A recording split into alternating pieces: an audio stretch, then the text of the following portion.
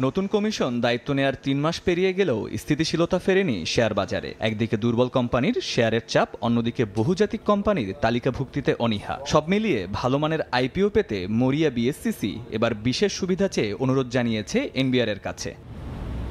সম্প্রতি এনবিআরকে পাঠানো এক চিঠিতে ৩০% শেয়ার পুঁজিবাজারে অফলোড করবে বা ছাড়বে এমন কোম্পানিগুলোকে ৫ বছরের জন্য শতভাগ কর মওকুফের অনুরোধ করেছে বিএসসিসি। এছাড়া ১০ এবং ২০% শেয়ার ছাড়ের ক্ষেত্রেও কর কমানোর আবেদন করেছে নিয়ন্ত্রক সংস্থাটি। যেসব কোম্পানি আইপিওর মাধ্যমে 30% শেয়ার পোস্ট আইপিও পেডাপের অফলোড করবে বা অফার সাইজ হবে, তো সে ধরনের কোম্পানিকে 5 বছরের কর অবকাশ সুবিধার জন্য আমরা অনুরোধ করেছি।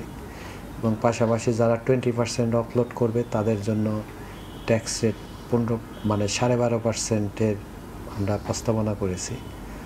আর যারা 10% করবে তাদের জন্য 15%। বাজারে তারল্য প্রবাহ বাড়ানো এবং বহুজাতিক কোম্পানিকে আকৃষ্ট করতে বিএসসিসির এই উদ্যোগকে যুগান্তকারী সিদ্ধান্ত বলছেন আইসিবির চেয়ারম্যান। 30% যদি কোনো মাল্টিন্যাশনাল কোম্পানি অফলোড করে এখানে জনগণ উপকৃত হবে এবং 5 বছর পরে আরও বেশি ট্যাক্স পাবে, কারণ ওই কোম্পানিগুলো তো তোমার ট্রান্সপারেন্ট হবে, অ্যাকাউন্টেবল হবে, তারা ডিসক্লোজার করতে বাধ্য হবে তাদের আয় ব্যয় ইত্যাদি। তাহলে it is good proposal, I would say যুগান্তকারী বলবো।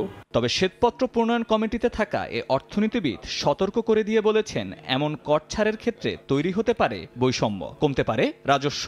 পুরানো যারা নাকি সেখানে অফলোড করেছেন তারা 27% তারা দিতে থাকবেন, আর নতুন যারা আসবেন তাদেরকে 5 বছরের জন্য একটা বড় সময়ের জন্য কিছুই দিতে হবে না। এটা একটা বৈসাদৃশ্য সৃষ্টি করবে। এনবিআর এর তো একটা চ্যালেঞ্জ আছে যে সে যদি টাকা না পায় তাহলে আমাদের দেশের উন্নয়নমূলক কাজ বলি, শিক্ষা, স্বাস্থ্য, সামাজিক সুরক্ষা, এসব কাজের জন্য টাকা সে কোথা থেকে পাবে?